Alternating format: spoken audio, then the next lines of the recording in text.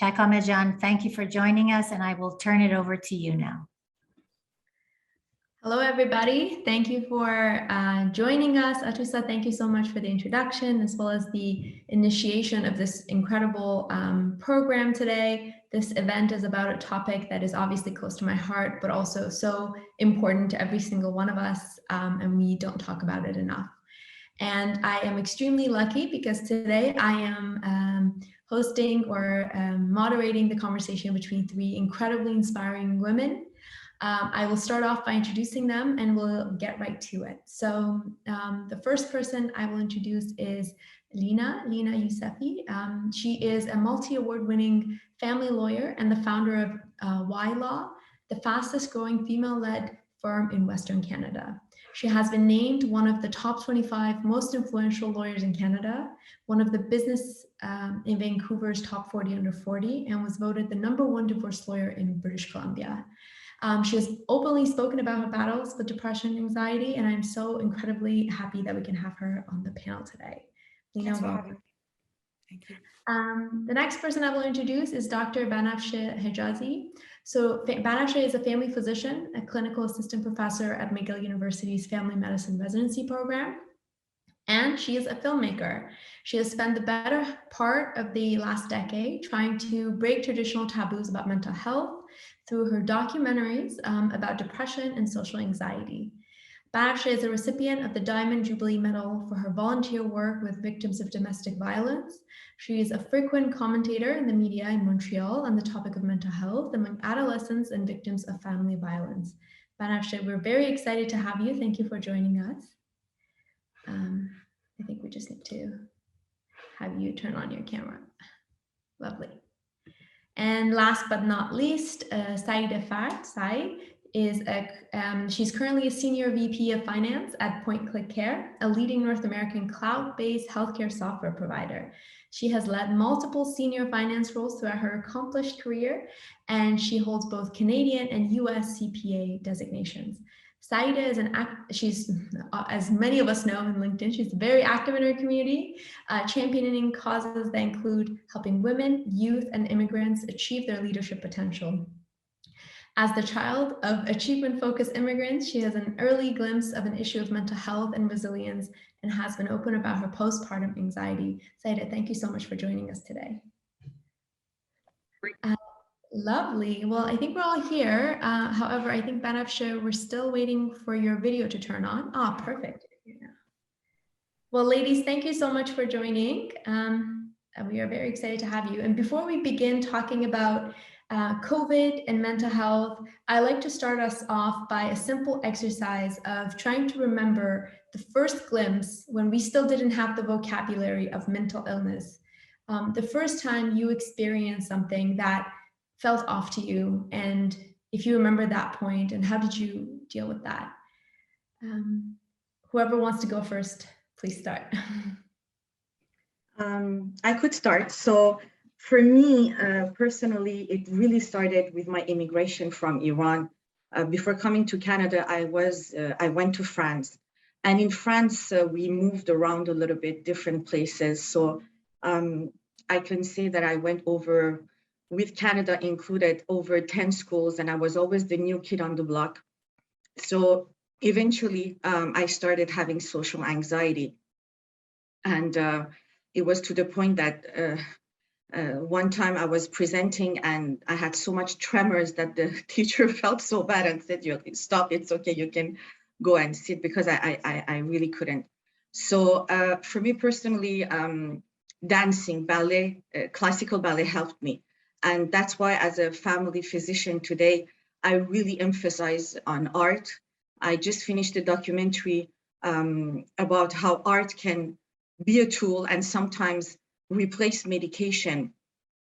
In my case, it helped me to avoid medication, even though at that time I didn't realize that I was going through anxiety. It's now that I realize how much anxiety I had. And that documentary is coming out soon. It's with a group of teenagers. We had a workshop of acting, and really, it helped them. And kids are over-medicated today. Teenagers are over-medicated for anxiety, social anxiety.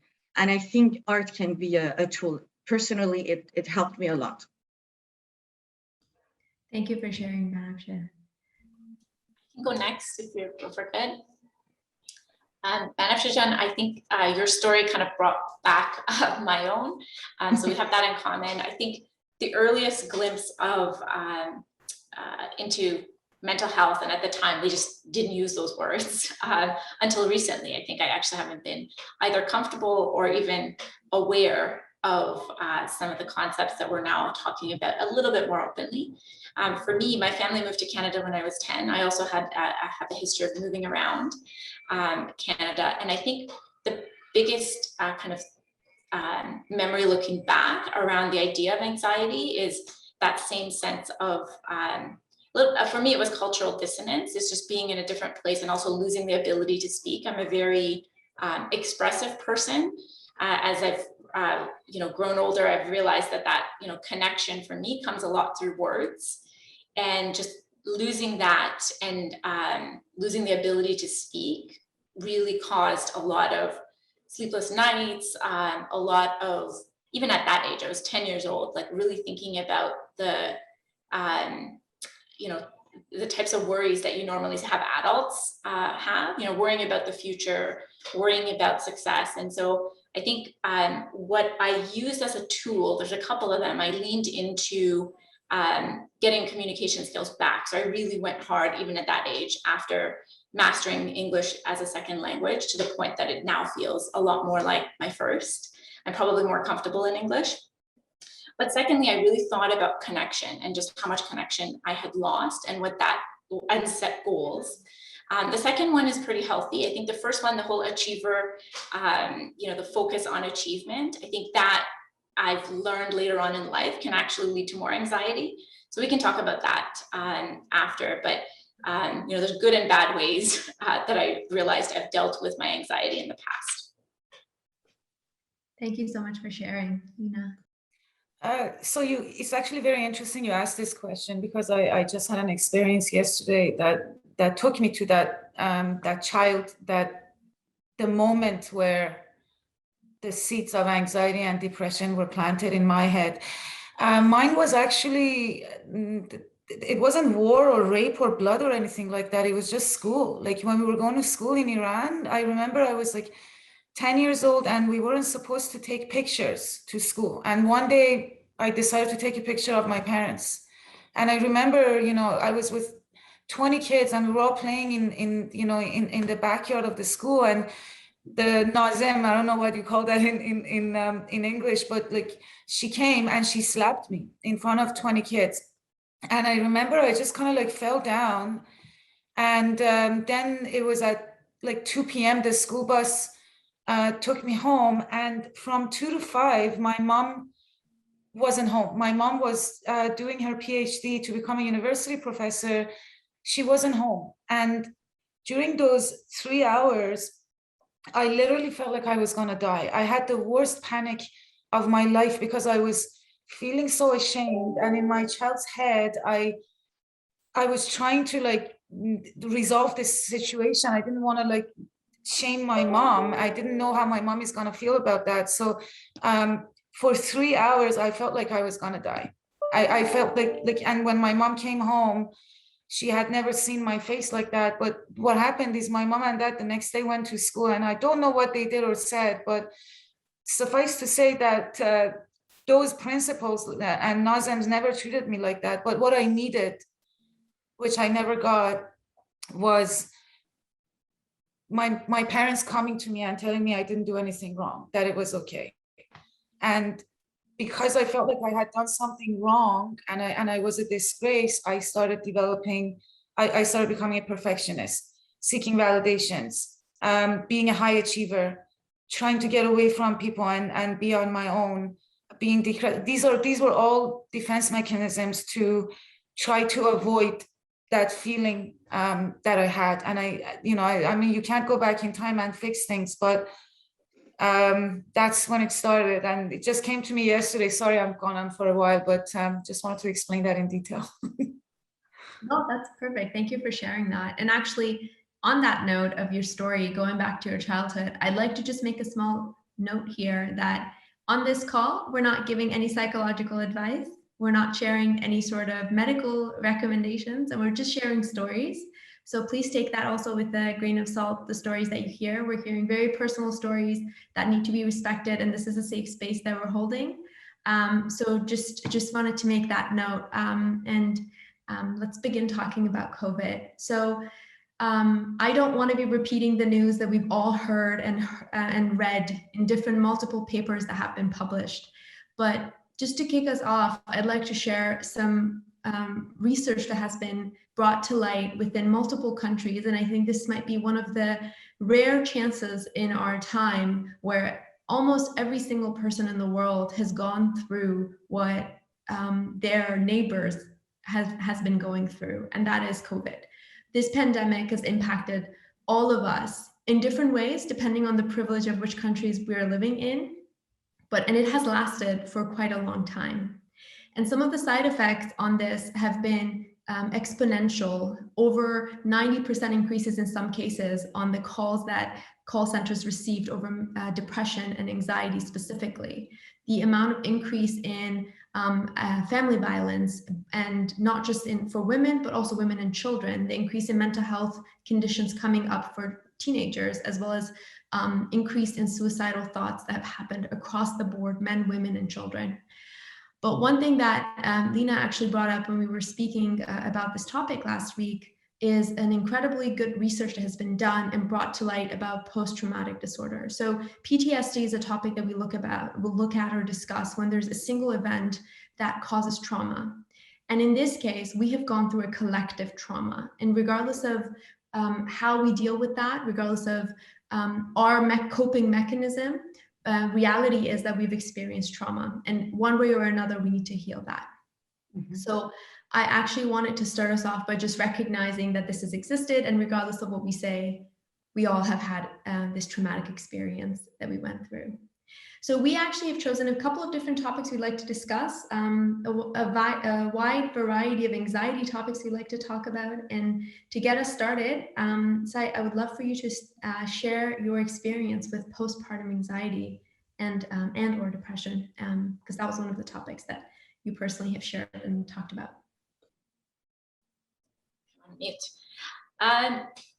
So postpartum anxiety for me was a topic I actually knew nothing about until it hit me. And even then, I think it took me a while to actually get there and understand what was happening. I think we talk a lot about postpartum depression, and there's a lot of emphasis, even when you're being seen by doctors just before birth, just after birth, there's a lot of checking to see how we're all doing as mothers for that. A little less on anxiety, right?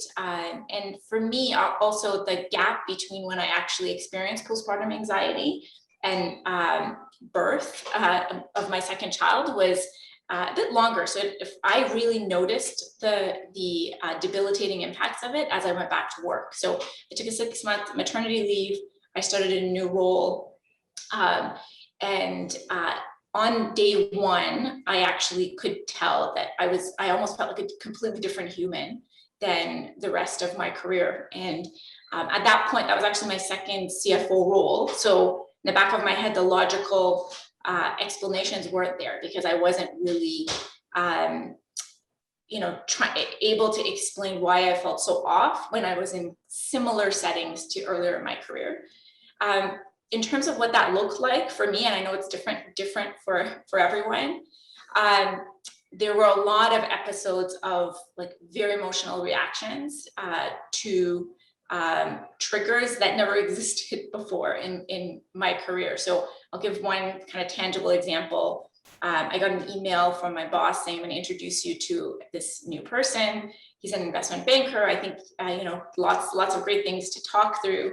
I want you to take the lead on that conversation. And that literally turned me into a puddle of tears. And what I could tell from my husband, who was kind of observing me get this email, was it's not just strange in my head that this is happening. It's actually very strange for him as well to watch this woman who he's seen kind of take on whatever I've taken on earlier on in full stride. And I just couldn't. And he had to sit me down and say, what is it about this that scares you so much?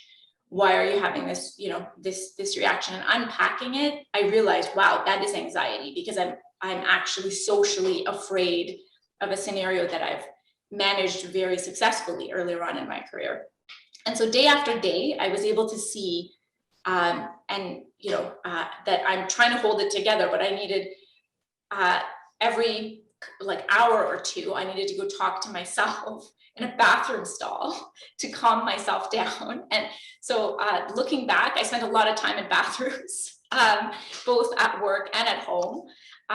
Some of them, in the most raw, seeing the most raw version of myself, like the kind of crescendo came as I just melted down in our own bathroom, as I thought about, some small comment that my mother-in-law had made about, something that, again, at a different point in my life would have just been a conversation, and it turned into I had zero buffer for any level of additional social interaction. So for me, I think looking back, I wish that there had been more conversations around this topic, that it can happen even if nothing happened with your first child. You can have this happen with your second, and that it's okay to seek help, and it's okay if your achievement actually takes you to a place where you need to pause. I wish there had been others to talk to. Now that I have opened up, there's been a lot of women that have come forward and said, I have actually spent time in that space as well, and I wish we had had others to talk to. So hopefully this conversation is a start for others to think if and seek help as well if they're there.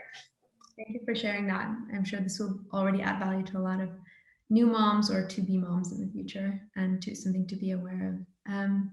From there, I would like to pass it on to Lina to share with us some things that you've also publicly shared about anxiety, general anxiety, and some experiences you've had. So anxiety for me is something that just keeps on coming and going, and it comes in very, very different shapes and forms. So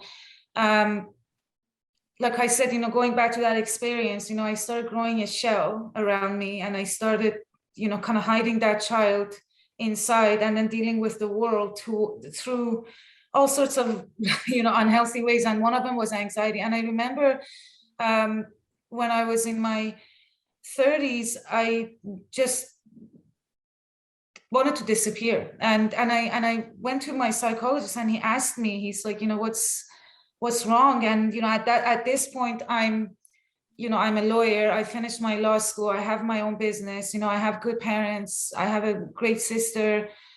But I just kept on telling him, I'm a failure. I'm a failure. When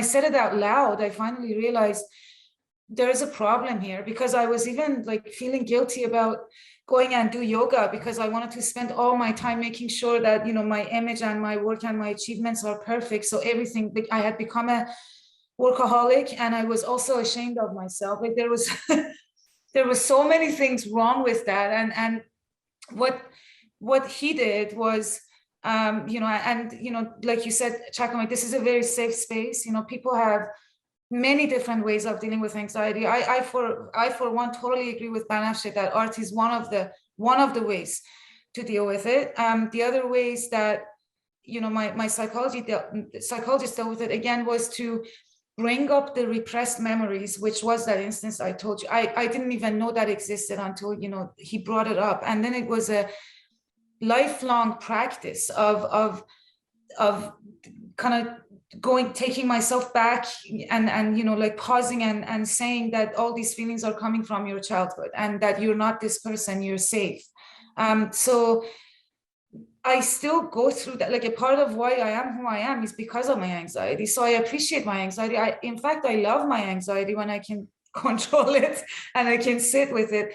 But another part is to, for me is to catch it when it's happening and sitting with it. So what works for me is, instead of running away with it, as hard as it is sitting down with it and observing it, talking to it, and then kind of, the one practice that I do is what if. So, if I'm having anxiety, I'm like, okay, what if X doesn't happen? Then Y happens. And then if Y happens, what happens? So then my brain goes to the end of, what may happen out of a dangerous situation. And then I realize nothing bad can happen, and I go back to being calm. So that's one of the ways I deal with my anxiety.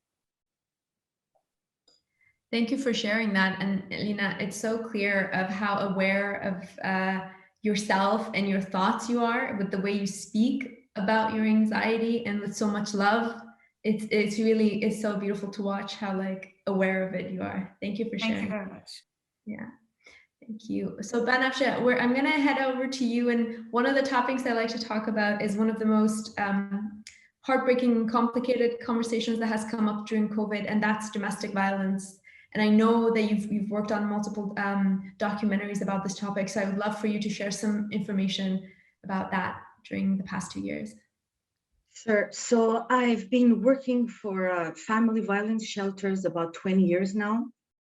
It just happened that one day I skipped lunch and I was going somewhere, and there was those amazing ladies making pastries, and it smelled so good. And they're like, how much do I owe you? Give whatever you want. What's the cause? It's for a shelter for family violence. And they didn't even know who I was. And they're like, you know what? We would love to have a family doctor, because those women and kids are, they have severe mental issues, severe physical problems.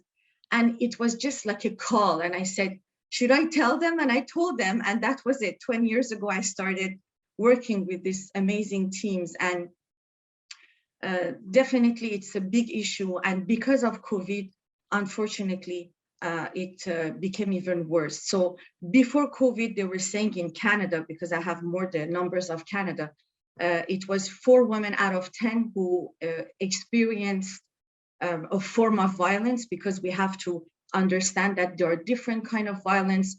The one that we know mostly is the physical one, but there's the psychology, the financial, the sexual, and also in some cultures and religious communities, unfortunately, violence is accepted.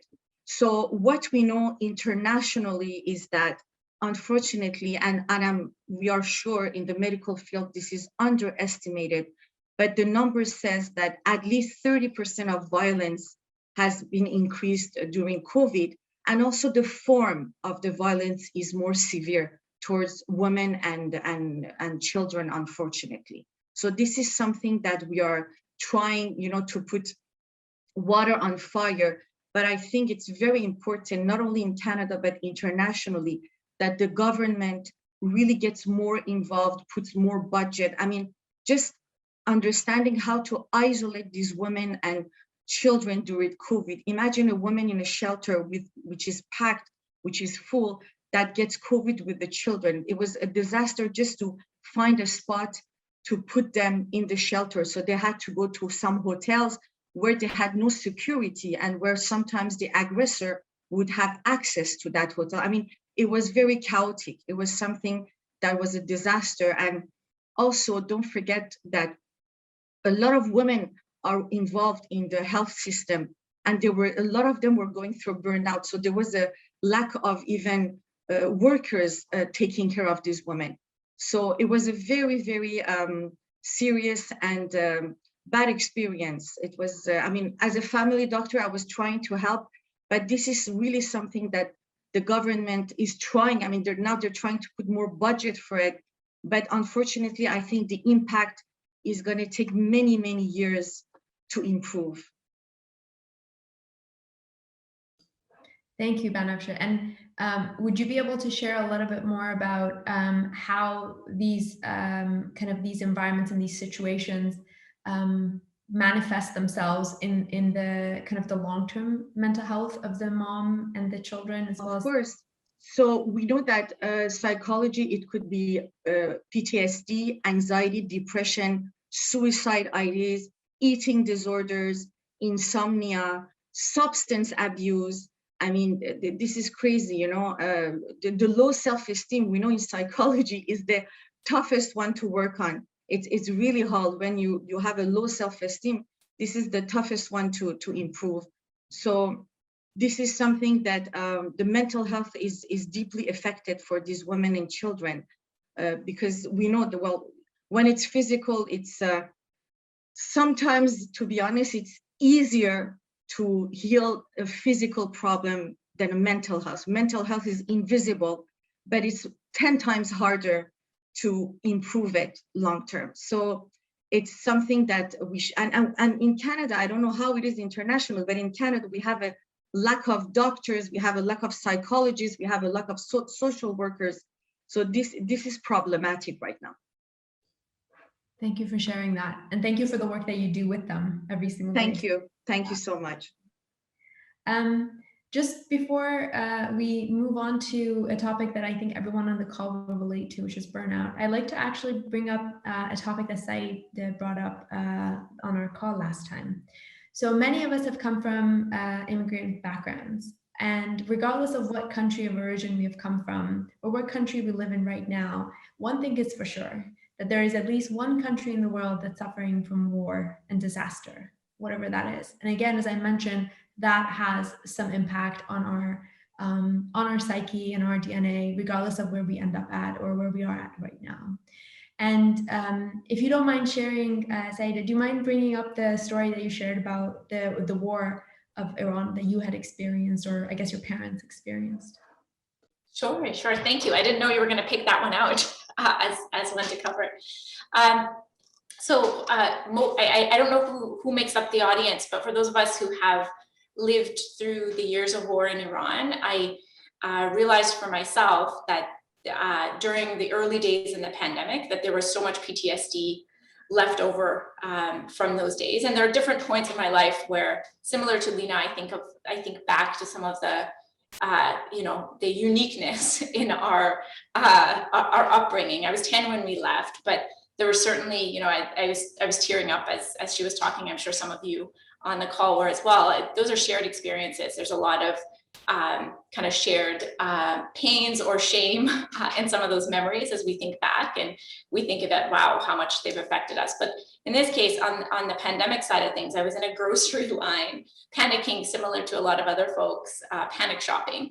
And I looked around and I saw in the grocery line the number of, and I actually started kind of counting the number of people that looked like they were either sort of newer immigrants, or even, if they were not of racialized backgrounds. I noticed like the two behind me, they were actually Eastern Europeans. And we started chatting about how much this takes us back, bonding a bit over, how much fear is in us from what we've experienced earlier. And for me, comparing that experience to the relative calm that my husband was experiencing, he's, an Ontario boy from, many generations ago, Anglo background.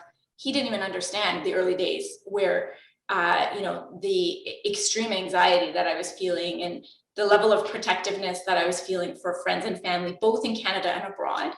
I remember calling a friend early days who had just gone to the UK to visit a partner, trying to convince her to come back. And my husband was looking at me like, what's come over you that you're having these types of reactions, telling other people and what to do. And literally it was my fear, my absolute fear for the health and safety of others, and just flashing back to, literally our days going into bomb shelters as kids in schools, and worrying about, when you go home, is there going to be another rocket that's hit some house that, has lost, have lost neighbors, right? And that, that sounds raw, but I think all of those things as children, they affect us. I've realized more recently, even though I don't think about them daily pre-pandemic, they certainly came back. They came back in an instant. When there was, concerns about shortages of food, about the health and safety of people that I love, right? So I think for the audience, I think the pandemic, even if you haven't experienced war, I think there's been a lot of additional weight to this last few years, specifically, I think just around the topics of racism and just how much has come to light around the plight of others around the world. I think the good thing and the bad thing about this last few years for me has been just the weight of the world feels like it's on all our shoulders. And so we feel so much more raw emotion around this, because we now have the again, the good and the bad of the pandemic that sits on our shoulders. So I'm curious if others relate to that on the panel. Thank you for sharing your story. Banafcheh and Lina, do you want to comment on this topic specifically? Yeah, I mean, like I said, like there was research that came out of Harvard Business Review saying that everyone has been traumatized because of the pandemic, every single one of us. And if there's anybody who doesn't think they've been traumatized, they haven't realized it yet. They're going to realize it in a minute. I think what it was for me is, like, I'm huge into freedom. Like, I like my space. I like freedom to move everything. I think just because coming from a country where you have very, very little freedom, like, you know, I have this urge to always be free. And that so much of that was taken away, so much of it. And this was happening at the same time when my daughter was born in August and then COVID was in February. So 6 months in, I'm already feeling like I don't have freedom. I can't do anything. I can't sleep. I can't go to the spa. I can't spend time with my husband. And then COVID hits and all of a sudden, really, I can't do anything. That was tough. It still is. And when I say you don't realize it is, you know, 2 weeks ago, I kind of went on a firm retreat to Mexico with my firm, and for the first time, just seeing the sun and the ocean and the sand, like the trauma actually came back. I felt like this big ball of ugly heaviness was released from my chest, you know. So I know, you know, that the one thing that I was lucky with was that I had a daughter to hug.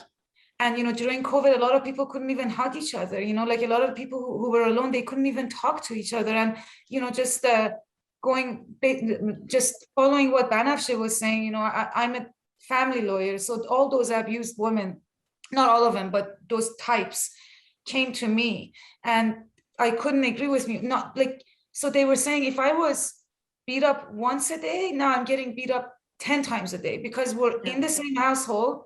Where am I going to go? Am I going to go to a shelter and catch COVID? No, I'm going to stay at home. It's actually safer for my kids than for me going. So that was taking a huge toll too on me because the pain of the people was coming to me as a family lawyer. I was listening to all those instances. So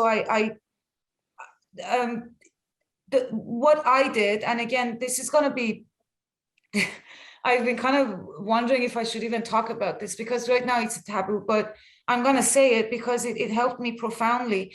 Again, I was listening to a podcast by Harvard called The Anxious Achiever. And what they were saying during COVID was that the best way to release the anxiety and the trauma of COVID is to try psychedelics. And psychedelics, what those means are mushrooms.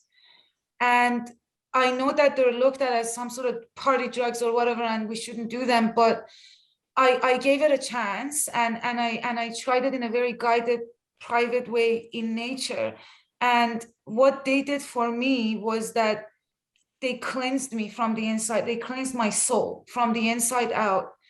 And at the end, I was wondering, how can whoever's up there create this fungi that can actually wash you from the inside out? So the one thing that helped me, and I know I'm going to be judged and cursed or whatever by a lot of people, but go and read on the research, that the fungi treated my PTSD and anxiety from COVID.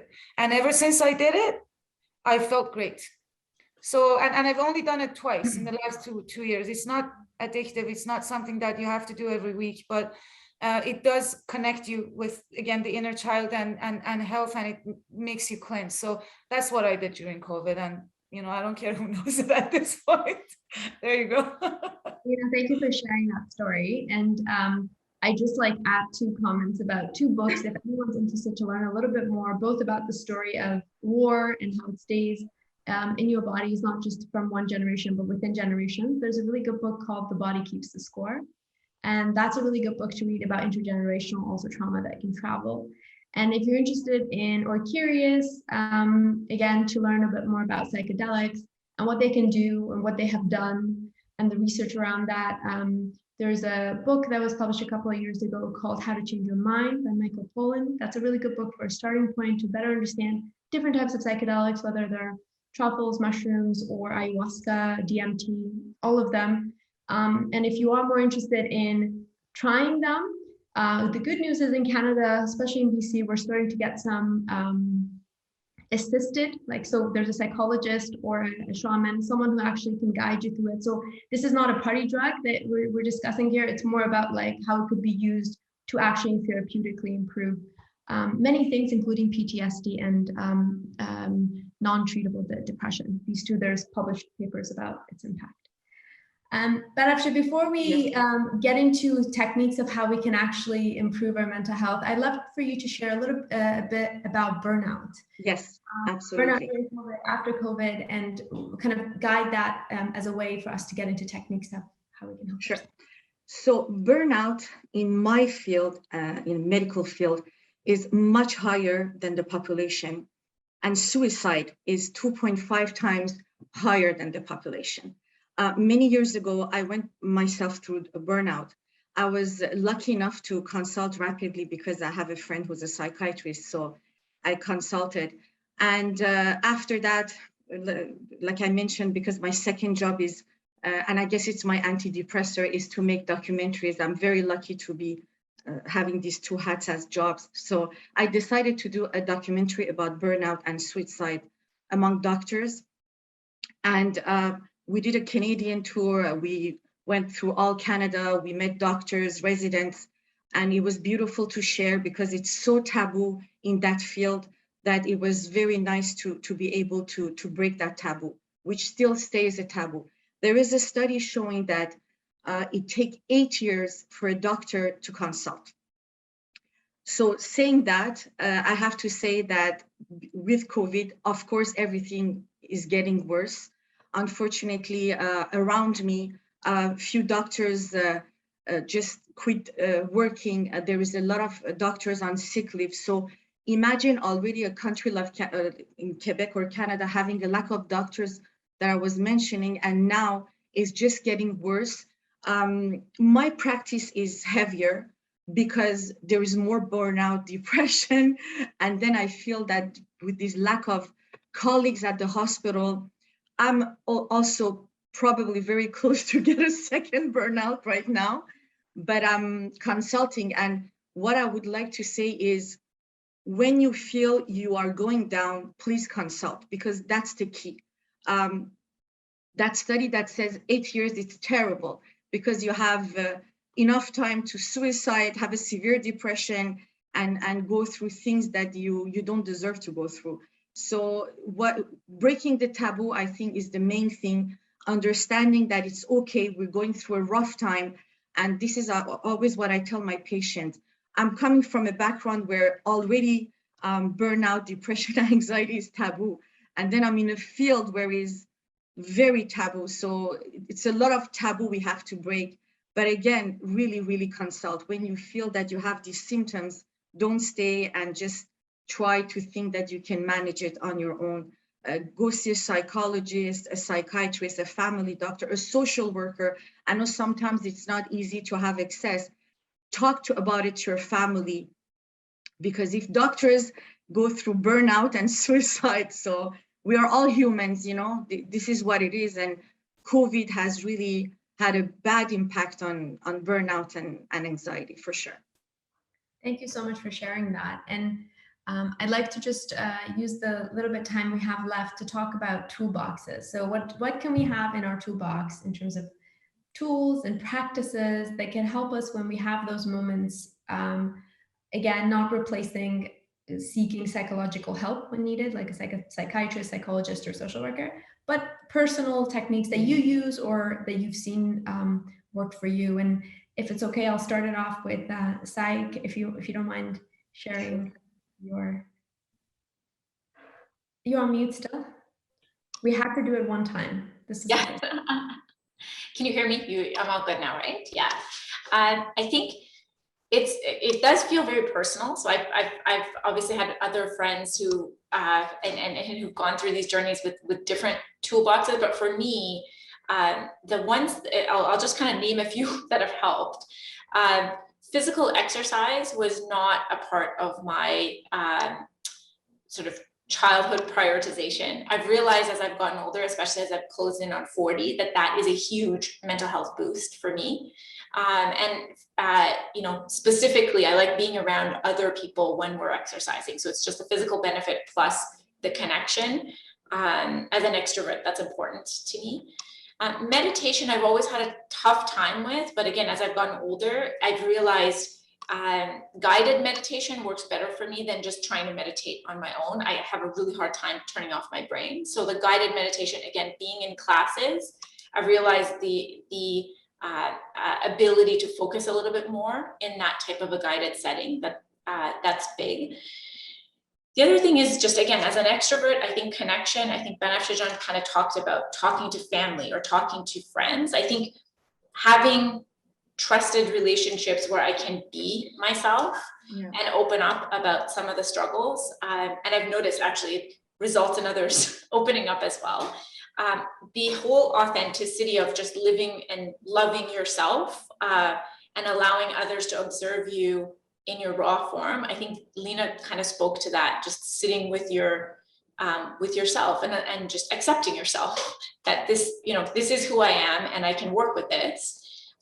Those messages have helped me destigmatize for myself what was previously very stigmatized. Thank you for sharing that. Banafcheh, do you want to go next?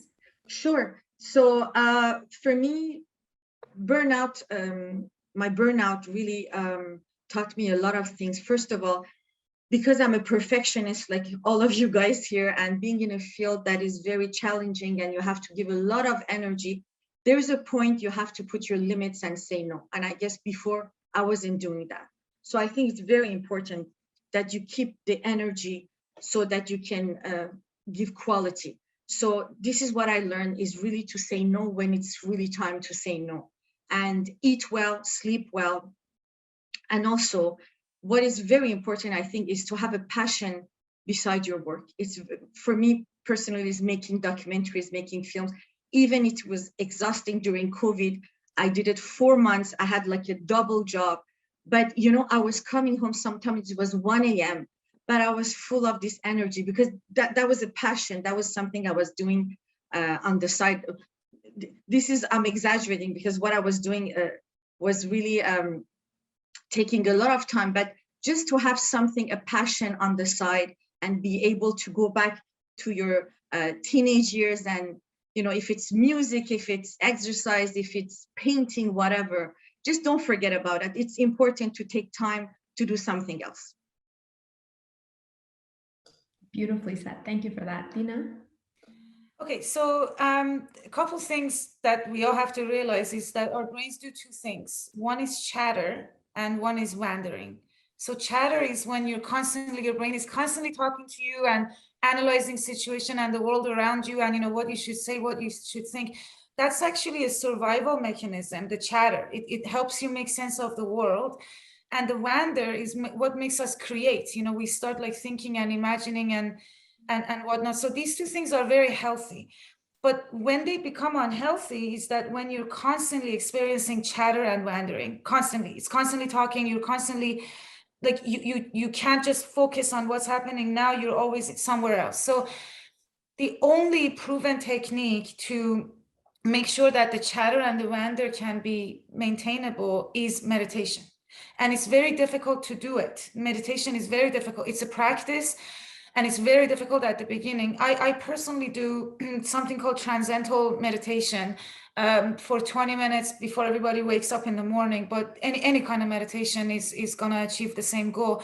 But what that does is that you notice your brain is wandering or chattering, you notice it and you redirect it. So you don't blame yourself, you don't judge it, you just redirect it back to the moment. And what happens to me some mornings is when I do that, I start feeling just how heavy my brain is. Like my head is actually so heavy because there's so many thoughts and chattering and wandering happening. So that has really helped me. Like there's been a profound shift in my mood, in my energy levels, in the way I am with my family and with my work, which is highly stressful. I'm divorcing 50 people in a day. It's not easy. So that's been, you know, like as far as the toolbox goes, the number one thing for me has been meditation. And going into your body again, get rid of the chatter and the wander, which is art, playing piano, dancing, you know, doing yoga, going on the mountain, you know, whatever, like those things, as much as possible, it take you out of your brain and make you present. And I think being present is the key to going through this. Thanks. Thank you for sharing. I'll just add a few more that we've discussed here. One thing that's a very quick way to bring yourself to the present moment is gratitude. So it's impossible to be in a state of fear and anxiety when you are in a state of gratitude. So it could be the comfort of your pillow that you woke up on, or it could be the fresh air that you walked out of the house from. It's always really helpful. And it is also, as what Lina just said, practice that starts to show itself as results. So any sort of mindfulness, whether it's walking or TM meditation or guided meditation or any sort of that reflection, obviously therapy is one of them. Having a strong community or a sense of community and being togetherness could be your sports events like what Saeideh mentioned, but it could also be going outside and building up that network. Having technology and social media breaks was one of the topics that we had internally talked about. Self-care, as Banafcheh mentioned, and setting limits and holding space for your own energy before others sometimes. Getting help and asking for help within your family and within professionals if that's the case, and building on your relationships that really matter to you, because those relationships are going to be what holds you when you do have those moments of distress. So with that said, and that wrap up, I'd like to open it up for questions from our audience. I already see one. And so that question is, how do you manage frustration / micro burnouts that happen up to a few times a week, but don't last too long in the moment? Who'd like to talk about that? I can go if it's helpful, and then curious actually what everybody else is going to say, because these are probably the most common ones. I especially want to hear what Lina has to say, because she probably has this 50 times a week if she's divorcing 50 people a week. For me, it's the thing that I've realized works is focusing on the point in time I'm at and picturing my future self. And so the future side usually knows and can have perspective, whereas in the moment, there's, you know, the reaction from the heart is often a lot more severe than what it needs to be when you look back. And so that helps me figure out, is this a big issue or is this a small issue? And it's often, I'm not even going to remember this in like 3 days from now, so I'm not going to overdo the energy. So I'll just jot down the issue. I'll take a break. I'll walk away from a computer. And sometimes I'll say, okay, I'll sit with this and I'll come back to it in like a day. And if it's that important, then I'll have a better reaction. Thank you for that. So yeah, the micro ones are the worst because they pile up, they keep on piling up, and they're kind of like jabs, you know, at you. They're not a big hit, because when you get hit, like say by a bus, you go to the hospital, like, you know, you have to, you know, get better, you have to heal and you have to move on. But when it's little hits, like somebody's just like putting needles in your body, after they put like, you know, 200 needles, then it becomes a big deal. So I really don't like those. And but for me, when you know, I'm experiencing those things, is as hard as it is taking breaks. So I have a toddler, I manage 25 people, I have a very sensitive husband who needs a lot of attention. And, you know, I also am, you know, divorcing people. So the schedule is up to here. But what I've learned is, as hard as it is, like sometimes I just say, hey, I'm going to a hotel, like when we haven't fought or anything, but I need my break. So I just happily pay $200, go to a hotel at night, just go under the sheets and watch TV. And that really resets me. For me, you know, just taking some time away, stepping back is really important. So like if I'm experiencing 4 or 5 micro burnouts, that's when I'm like, okay, I need to take a break. The other way I deal with it is I put it in our calendar. So once a month, I just write down Lina Day, like this is my day. And those days are the recharge days. Like you just can't run on a fuel tank. Like that's what I never realized until lately. I have to refuel And if it's just once a month, then it's a blessing, because usually you have to refuel a lot more, but I only need once a month. Like, I owe that to myself. So micro burnouts, I let them go for 3 or 4 times, and then I take a break as if I got hit by a truck. And then I prevent any further damage from there. Thanks. What about you, Banafcheh? I think those micro frustrations usually are like a pattern. Usually it's always the same issues coming and coming. So I think if it's possible, because sometimes, you know, I deal with that every day with my patients who are not happy at work and are being micromanaged. So this is something we go through a lot, is really to see if there is, first of all, is there a solution to be able to avoid that, okay? And if not, like Lina, I try to, after a while, take time off and try to, you know, rest and not mentally be too involved. If there are things we can change, we do our best, you know, because it's easy to say. I mean, some fields, it's very hard to change. But first of all, just look at it and see if there's a pattern, and maybe there are ways to avoid those micro frustrations. That, I think that would be the first step. Thank you for sharing that. Great advice. So the second question we have is about toxic people. Do you have any advice on how to deal with toxic people, difficult clients, demanding boss, unreasonable expectations from family members and others? This is also a topic causing a lot of resignations lately. Does anyone have advice? I'm going to take lead on this one, if I may. So the person who has asked, this is obviously a 2 sign. She seems very, very an empathetic person. Empathetic people tend to experience negative energy on a much deeper level than you know, normal people, and that's why they see the beauty in the world as well, more than the normal person would. But having my own business, I've realized that we spend 70 to 80% of our time at work, of our waking hours at work. Those hours, like, that's our first family to me. That's a family that we go into. And if you're spending 80% of your time being surrounded with toxic people, like a toxic family, imagine the kind of toll that takes on your mental health. So as your employer, they have to do what's called psychological safety at work. Psychological safety, like in very short term, is being allowed to make mistakes at work, because that actually makes you make less mistakes, scientifically proven.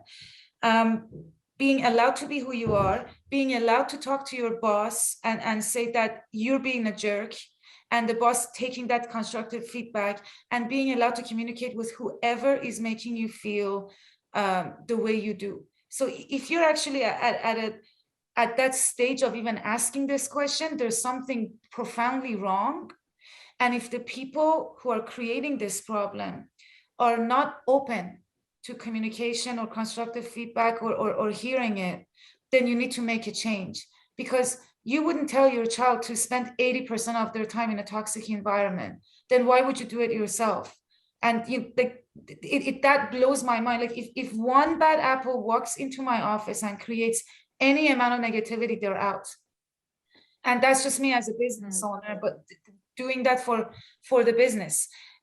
You should do that for your own on a much higher level. So I know it's very difficult, and, you know, change is not always easy, but change is what we need at all times of our lives. And I don't think there's any better reason for anybody to leave their current job than having a toxic workplace.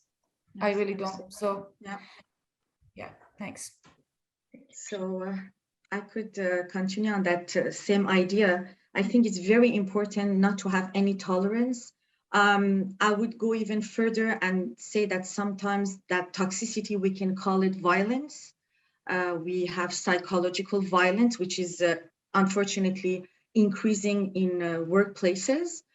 Personally, I experience it on a daily basis. So that's why in clinics, in hospital, everywhere, it's written that we do not tolerate violence. We say it on the answering machine, because unfortunately, this is happening. So as a doctor, when there is too much toxicity, I have the right to break the relationship, because patients, they think it's only from their side that they can do that. But we know that as soon as something is affecting the relationship, and I explained them to them at the end that I cannot be a good doctor. You just insulted me. You called me all these names. So I cannot have a normal judgment because there is something that has been broken between us. So like Lina, I have zero tolerance for that because I think it's very important to be in a safe environment, in a respectful environment. So whenever it's possible, you really have to break that. Concerning family and friends, you just flush the person, I'm sorry. And I do a lot of therapy with my patients. I'm not a psychologist, but here in Canada, it's very expensive treatments, and it's not everybody, unfortunately, who has access to psychology treatments. But I really try to do a supporting therapy and trying to explain that the famous expression, you don't choose your family. And if it's toxic, stay away. And friends who are toxic, you just flush them. As simple as that. Thank you for sharing that. I'm aware that we've hit the hour mark and that some people might have to go back to work from the lunch or dinner if you're in my time zone, or breakfast. Lina, I don't know what time it is now in Vancouver, but we do have just one topic that I would love for you to quickly, one of you to answer, because it was a question that was the difference between frustration and burnout. How do you know if you are actually going through burnout? Can we have a quick 30-second or kind of answer to that? So burnout is related to work. The difference, I mean, in Canada, we are actually not allowed to write burnout in a chart, unfortunately. We have to write depression or anxiety, but basically are the same symptoms than depression. So we're talking of lack of concentration, insomnia, lack of appetite, having a depressing mood. It's something that affects the quality of your life. Frustration, like we mentioned, it could be a few minutes, then you go back to functioning normally. But the burnout is something that stays with you and really affects the quality of your life, and you feel that you're not functioning. I'm trying to make it quick here. And that was actually very beautifully said. Thank you for that. Thank you. Lovely. Well, ladies, thank you so much for your time. Thank you for sharing your stories and being vulnerable with us. I hope that this inspires others to be as vulnerable and to have open-minded discussions, curiosity about how they can help themselves, and also reach out and try to heal some of the trauma that we've all experienced. Yeah, thank you very much. And thank you for everyone. Thank you so much. Thank you. Thank you very much, everybody, for joining us. Bye. Bye.